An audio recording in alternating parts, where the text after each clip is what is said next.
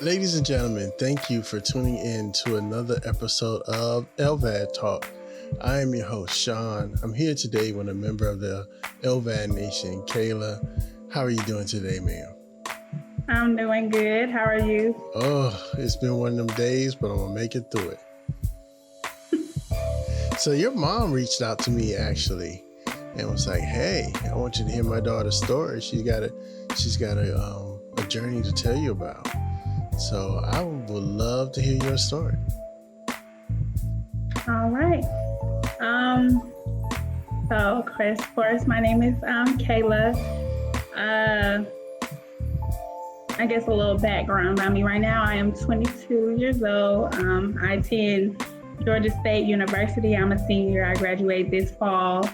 As far as my story go, I was 19 when I was diagnosed. It happened May 1st, 2018. So it happened my second semester of freshman year in college. I just kept having like symptoms. What happened was I was walking to class and it was just like I was really winded, just really tired. And I was already like coming down with the cold. I just assumed that I got a cold from my friend. I have a friend that goes to Georgia State with me. I've been knowing her since we were like babies. We grew up in the church together. And she will always come over to my room and she was sick. So I just assumed that I caught her cold. So I was walking to class one day and I had to walk up like this real steep hill. Mm-hmm. And I was so out of breath and it was so weird. And I was just like I know they say how they say about like freshman 15 and everything. So I'm like, goodness, I'm like, I'm tired for all of this. So I called my mom and I told her, I was like, I'm feeling like really winded. I'm still like sick, have like a little cough or whatever. And I was just like, what should I do? So she was telling me to go to urgent care downtown. So I went there. I told them that I was having like a cough and everything. And then I felt winded when I was going to class. And they told me that it was a chest cold. Mm-hmm. So they gave me some medicine for it. Probably like a week or two go by and I done almost took like the whole bottle and I'm still I still have like this cough. Like I was good when it comes to like sneezing or anything like that, but I still had this cough going on with me. So I went to my pediatrician at the time and I told them the same thing, like I still have this cough. And so they told me that what was the medication that the urgent care gave you? And they literally gave me the exact same medication that they gave me, which I told them it wasn't working, but like, hey, let's try this again. Mm-hmm. And still the same thing, just cough. And I was still really winded when I was going to class. And we have like this class that's like this building that's way out at Georgia State called Adderhole. And it's like very far from where campus was because I was staying on campus at the time. And I used to be really, really winded. Sometimes I honestly would stop going to class. Like I would just take up those like unexcused absences because I just could not make it to class. So I went to a third doctor when I was still feeling this way. And the third doctor did a chest x-ray on me. They were trying to treat me for bronchitis at the time. But once they got my chest x-ray results back, it was showing that my heart was enlarged. So okay. They told me and they was like, oh, well, you should go see a cardiologist about it. So I went and I set an appointment for an echocardiogram. When I went, which was May 1st of 2018, that's the lady was doing my my echocardiogram and stuff, and she kept like leaving in and out the room. And I'm like, is this normal? Like, this usually keep going in and out. Like, it was taking longer than what I expected it to do. So she comes back in the room and she was like, is anybody here with you or this, that, and the third? I was like, yeah, my mom's in there. She was like, okay, well, I'm gonna have her come in the room and stuff. And she was saying she was getting a cardiologist. And mind you, I didn't see a cardiologist because they were all booked. Like they kept saying, like, no cardiologist could see you right now because there's none available. So I'm like, okay. So when she said she was getting a cardiologist, I'm like, what is going on? Right. So me and my mom just in the room confused. The lady who did my echocardiogram and a cardiologist, they came in the room and they told me that my ejection fraction was 10%, and that I Okay. need to go to the emergency room. And they said that I had heart failure. So when you hear that you have heart failure, like, I'm what's here the first thing though. that comes to Right. your mind? Like, what? Like, how long I got to live? Like, that's something I'm like, what is going on? I'm like, is this real? So went to the emergency room. Long story short, I had stayed. I was in, was it Henry? It was one hospital I went to. It wasn't a hospital that I go to now all the time for like all my stuff, but I went to a hospital that was nearby, and I was there for about like a few days. Then they had transported me to Emory. So my doctor at the time, Dr. Jansen, he had said that they was going to put me on medication, some heart medication for about 3 months, Mhm. see how that works. And then they said if it doesn't get better within the 3 months, then we'll um we'll do the defibrillator. So 3 months go by. They had did an echo. The echo came back, and my function was pretty much still the same and stuff. So I had got a procedure done. What was it? September 6th, the day before both my mom and my dad's birthday. My dad's birthday is on the 7th, and then my mom's birthday is on the 8th. Got a procedure done that day, and it was just supposed to be in and out real quick, and I ended up being there for about like maybe close to a week. Mm-hmm. I woke up basically 2 days later. So what happened was during my procedure, I ended up coding, Wow. and yeah, I ended up coding. And I guess they didn't realize like how weak my heart was, so they wasn't expecting that because I had asked my doctor to test out the defibrillator, so they had to stop my heart. So when the defibrillator did its job, my heart didn't respond to it, so I ended up coding. When I woke up, it was like I think I went in on a Thursday, didn't wake up till Saturday, and I was like kind of confused while I was still in the hospital. Mm-hmm. And it took a minute for my mom to tell me what happened and stuff, but then I kept like asking questions, and it just got to the point where she was like, "Okay, so this is what happened during surgery." So yeah, so that happened, and I had to then that's when I think they were starting to they wanted to do the LVAD, but I ended up having to still go home because I had a blood clot at the time in one of my arteries, Mm-hmm. and that prevented me from getting the surgery right then. So I I tell people this all the time. I feel like they were playing with my life. Like Mm-hmm. I had to go home after like all of this kept happening. So I was still taking the medication, had my defibrillator and stuff, and it was just one time like my feet was still like swelling real bad. So I called them to tell them about it, and so they had me come in, and and it was just supposed to be a regular appointment just to figure out how to get the swelling down and stuff. And I ended up having to get admitted. Once I got admitted, I think it was October 1st of 2018 when I got admitted. I didn't leave the hospital to almost to the end of the month. So October 22nd, that's when I finally was able to leave. So during that time, that's when they figured out.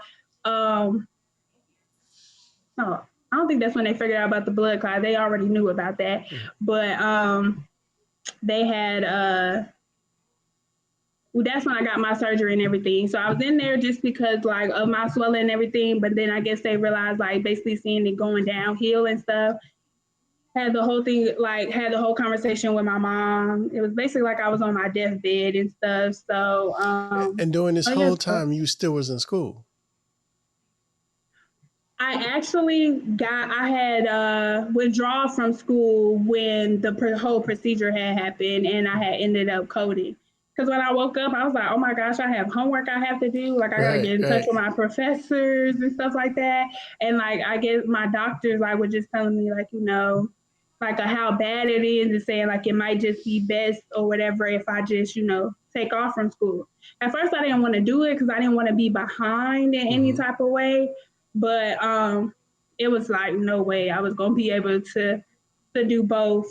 So yeah, I ended up withdrawing around that time. So I had took off the whole, I think it was the whole fall semester of 2018, and yeah, so that ended up happening. I got my surgery, and I don't think I really understood what an LVAD was at the point. I didn't think it was. I Most didn't of think us I don't. knew. Right. Most of us Yeah, don't. like I didn't think it. I realized, like I watched the different videos, and I like kind of did my research about it while I was in the hospital to see what I was getting myself into. But I didn't realize like how it was going to stay, like how it was going to be attached to me and this and third. I thought it was going to be kind of like when I got my heart vest, because Mm-hmm. after I had figured out that when I got diagnosed with heart failure and they sent me to the hospital, they had me wearing like a little heart monitor The vest. life vest. Yeah.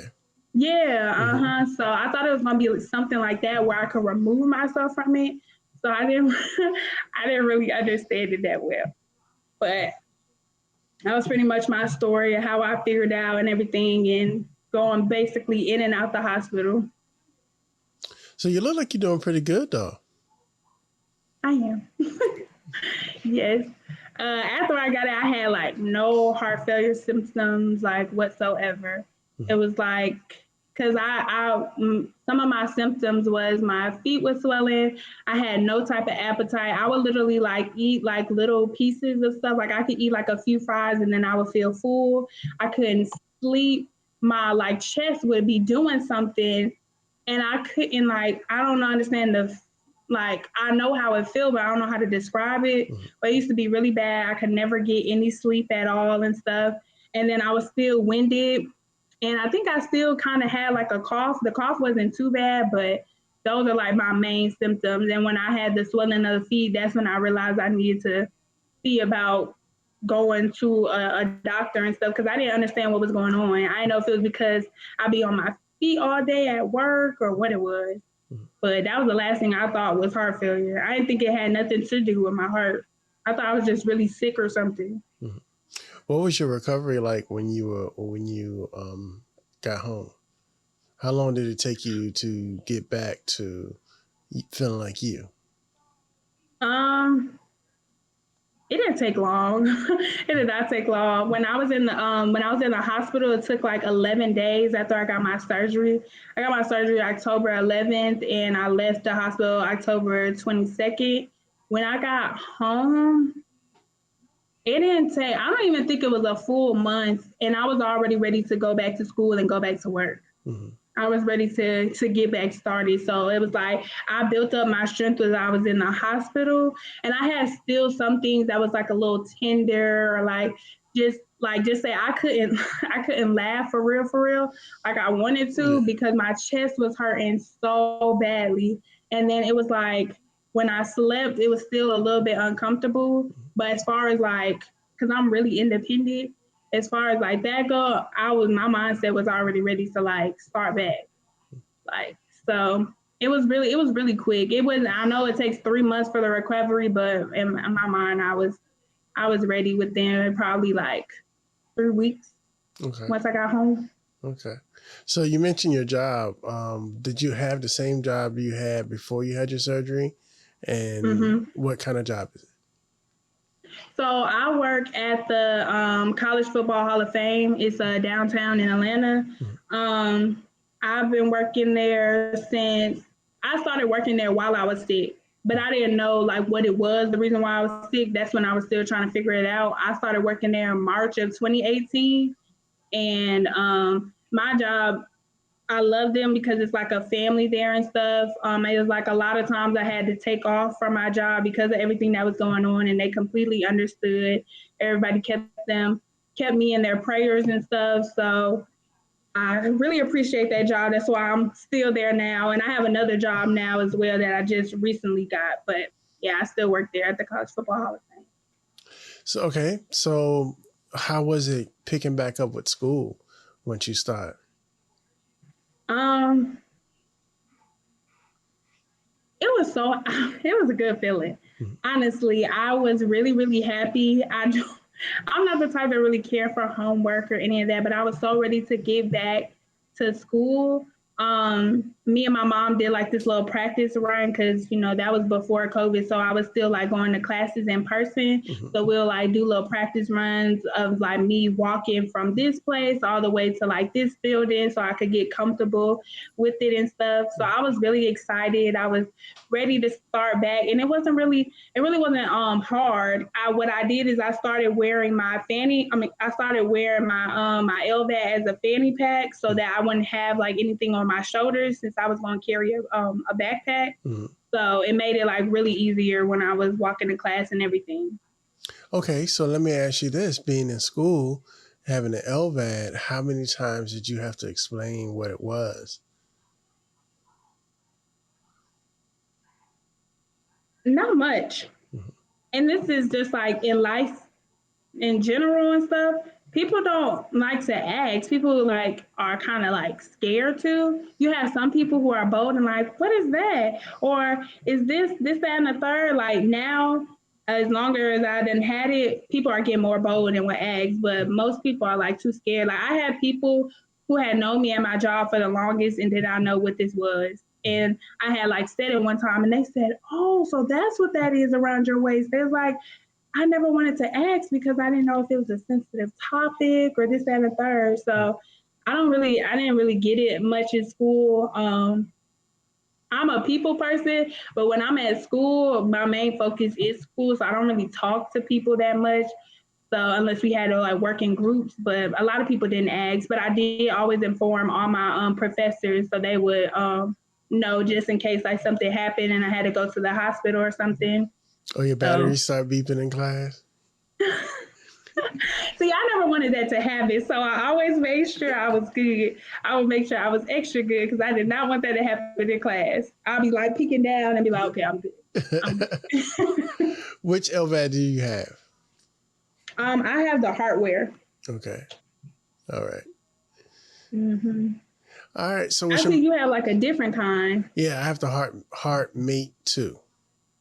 Oh, They're okay. up to the HeartMate 3 now.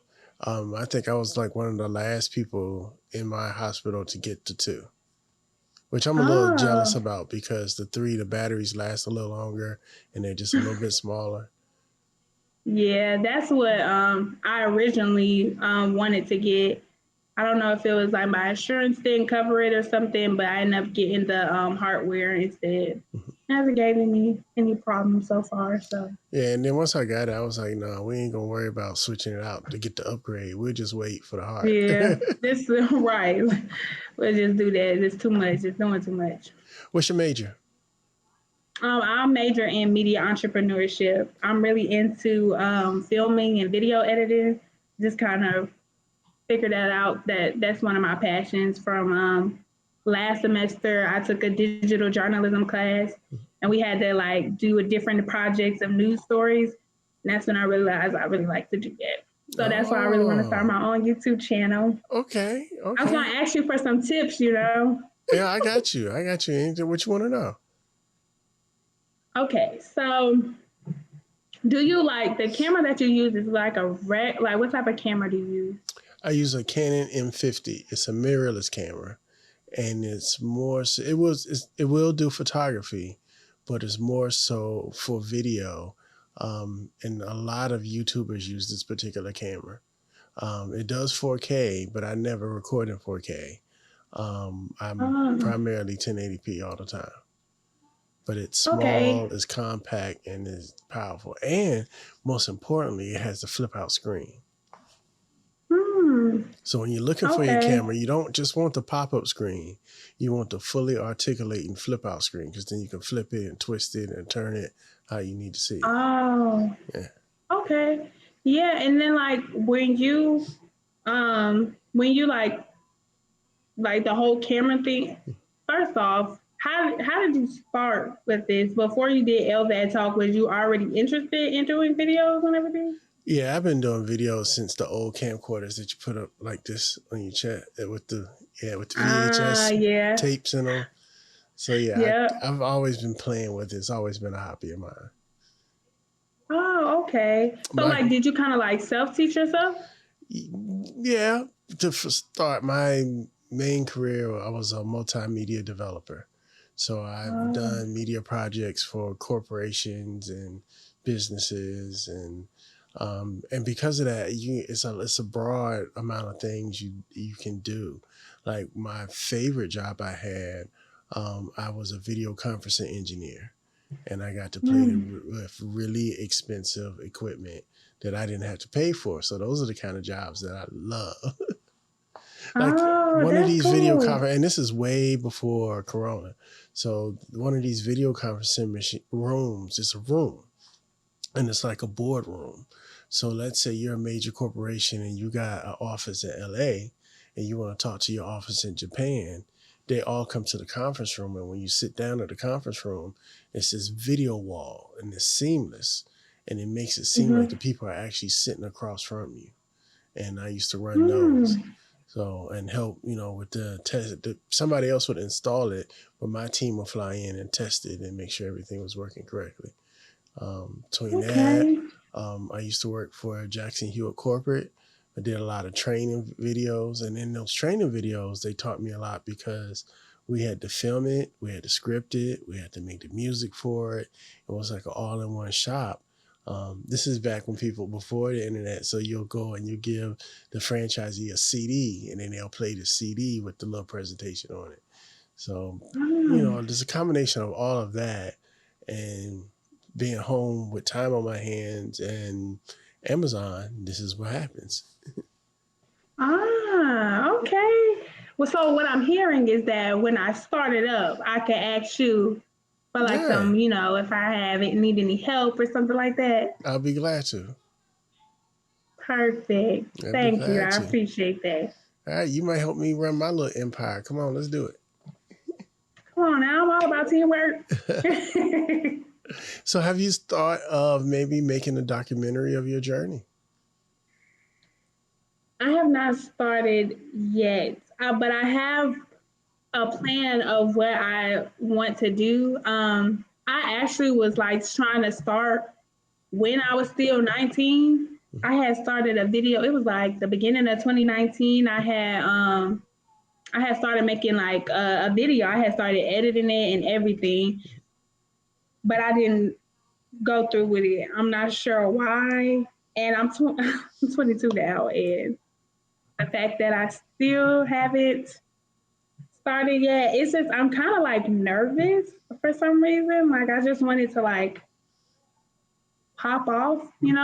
But at the same time, I know it takes time as well. And I'm always about like rushing stuff, like stuff that happen quick or it's not going to happen at all. I'm not patient whatsoever. And then like with school, now working two jobs, I'm trying to like, find where I could balance and then where I could be consistent because I don't want to just put one video out there and then I don't stay consistent with doing it. So it's like different like things, excuses really. Well, I haven't started yet, but I'm really ready to because when I tell people my story, they like get whether they have like some type of condition going on with them or if they're completely fine, they like find it very inspiring. And then I literally feel like this is kind of like my purpose Mm-hmm. because my doctors would tell me they're like, oh yeah, you're going to be a nurse, you're going to be a doctor. Mm-mm. Science, math, anything. I'm not going to do that. Yeah, I'm more of a So creative, so yeah, I understand. yeah, so I think my thing is more like the media and telling people stories because like when I did my news stories for that digital journalism class I was telling you about, I interviewed different people because I talked about heart failure and everything. So I interviewed um, a boy who was probably like, I think he was around like 13 or 14, but I think he was like 12 at the time when he got an LVAD. I spoke to him and his mom. I spoke to like nurses that I still like know that took care of me when I was in the hospital. Mhm. So I like to really like, I feel like my purpose is to tell other stories as well as telling my own. Okay. So, what kind of camera do you use?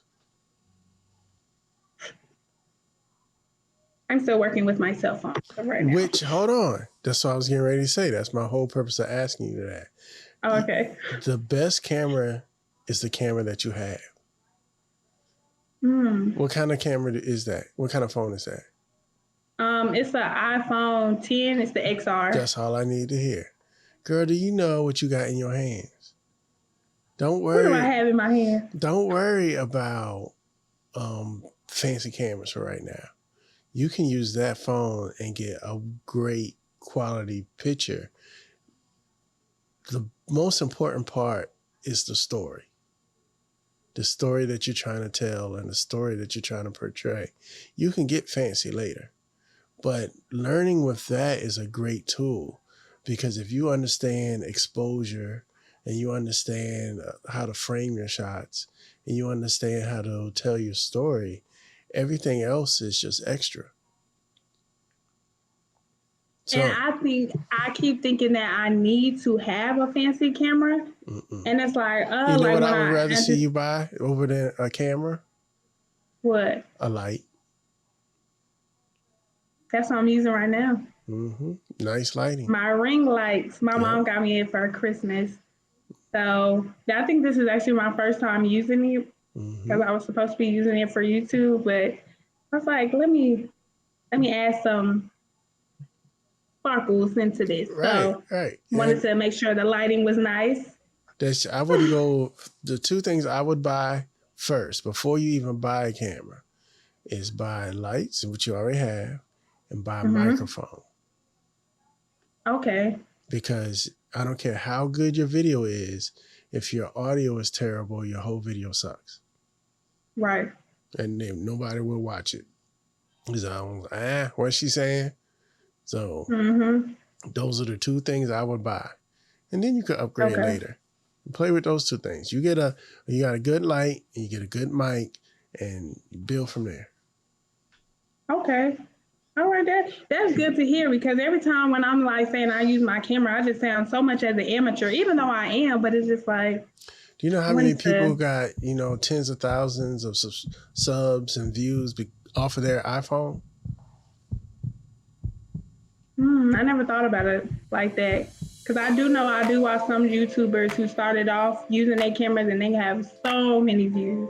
And then they slowly upgraded the more they kept doing it. And you'll find that's what I'm talking about. I'm impatient. I'm trying to be moving quick. You can do it. You can do it with what you have. And I have confidence in you. I can already tell.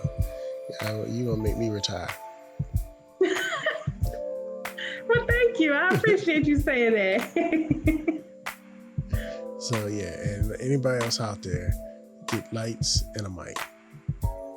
Got you. And those are small investments to make, as opposed to a $700 camera. Because that's you going down a rabbit hole. Because once you get that camera, then you're going to want a lens. And the lenses, a lot, especially for the professional lenses, they cost more than the camera. And once you get to that point, make your investment in your lens as opposed to your camera. Because cameras come and go. But if you buy a good piece of glass, it will last you for a long, long time. It will outlast 3 or 4 cameras. Okay. All right, I got you. I'm taking notes mentally. I'm going to shout you out. So my homework for you, and we're going to hold you accountable, because I'm going to put it on the blog. Excuse me, I'm going to put it on the blog. Excuse me. Now you're making me excited now. I'm getting excited. You're making me excited. We're going to put it on the blog of the LVAD Talk website. Okay. So I'm giving you 10 days to make me a video. 5 minutes. At least 5 minutes. All right. And I want you to be creative. And let me see what you can do. Okay, so just anything, like no certain topic. I'm leaving it up to you. I'll make it easy as possible. My stipulations are, it has to be 5 minutes. I want you to record it with your phone and use your ring light. Okay, I got you. Okay. All right. 10 days. We're going to hold you accountable for it too. Okay. And I'm going to tell your mama. Oh my God. Look, at she ain't already listening because she upstairs. All right, Kayla, if somebody came to you and said, Kayla, I think that I'm gotta get an LVAD, what would you tell them? Well, if they're freaking out about the situation, I'll first tell them to be calm. I talked to some people who had to get LVAD. Honestly, I had to, and it was actually an older man. When I was in the hospital, they had me talk to another guy, older man, who had to get the same thing. He had to get an LVAD, and they want me to speak to him to tell him what I went through and stuff, and see that it's all fine, it's all good. So I would just tell them, stay positive, stay optimistic, because that's what helped me through my whole journey. Because not once could I see me going over to the other side. I could not see me leaving my family, my friends. There was never a thought in my head. I knew I was going to be straight. I don't know if this person I'm talking to is religious, but the man upstairs really, really helped me. My faith in him was 100% strong. I never doubted him at all, and I knew I was going to get through all of this, and my journey is still going on. So I know what I will face in the future, God is going to get me through it. So my whole thing is just to stay positive. It's going to be times where you're going to be like, why me? Or why is this happening to me?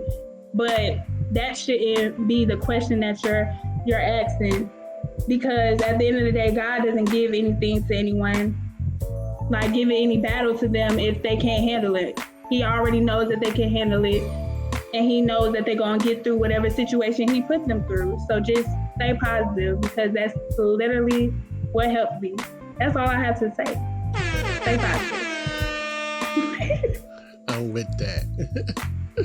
Ladies and gentlemen, thank you for listening. Again, I have to say that instead of going to a whole bunch of different places, I could say go to LVADtalk.com to see all of the episodes and to see Kayla's project when she's done in 10 days. Ladies and gentlemen, I want to thank you for tuning in and spending your time with us today. Kayla, I applaud you. I appreciate your motivation, and 10 days. I got you. Ladies and gentlemen, thank you for tuning in. I'm Shawn, this is Kayla, and we are out. Thank you.